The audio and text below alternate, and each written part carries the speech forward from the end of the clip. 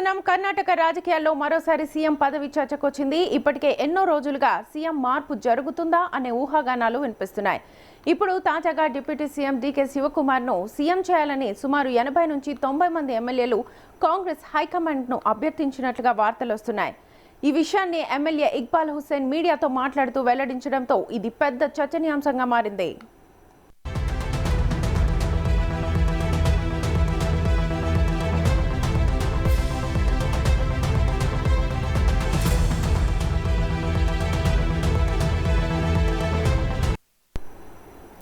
DK Shivakumar కు ఒక్క అవకాశం ఇవ్వాలని మా ఎమ్మెల్యేల్లో చాలా మంది కోరుకుంటున్నారని ఇక్బాల్ హుస్సేన్ అన్నారు.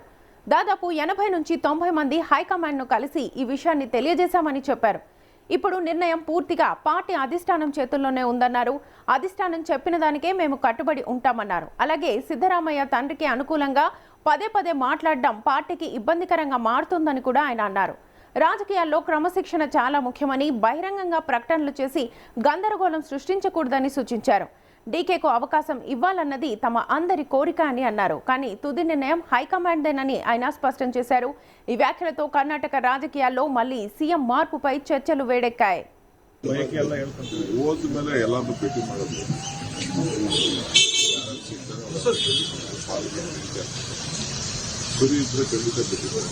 Every day is a good news for me. Every day is a good life for me. Every day is a good beginning for me. Every day is a successful day for me. ಪ್ರತಿ ದಿನಾನೂ ನಾವು ಒಳ್ಳೆಯದೇ, ಪ್ರತಿ ದಿನಾನೂ ಸಂತೋಷನೇ, ಪ್ರತಿ ದಿನಾನೂ ಸಂತೋಷಿಸ್ತೇನೆ, ಪ್ರತಿ ದಿನಾನೂ ಕಷ್ಟದಿಲ್ಲ, ಯಾವುದು ಏನು ಇರಬಾರ್ದು.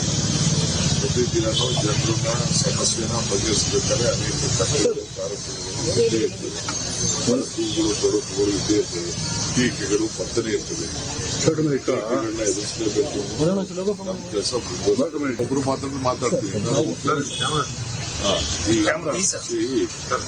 ನೋಡ್ರಿ, ನಾನು ಸಿದ್ದರಾಮಯ್ಯನವರು ಏನ್ ಮಾತಾಡಿದೀವಿ ನನಗೆ ನಾವಿಬ್ಬರೇ ಮಾತಾಡ್ತೀವಿ. ಪಕ್ಷದ ವರಿಷ್ಠರು ನಾವು ಎಲ್ಲ ಸೇರಿ ಮಾತಾಡ್ತೀವಿ.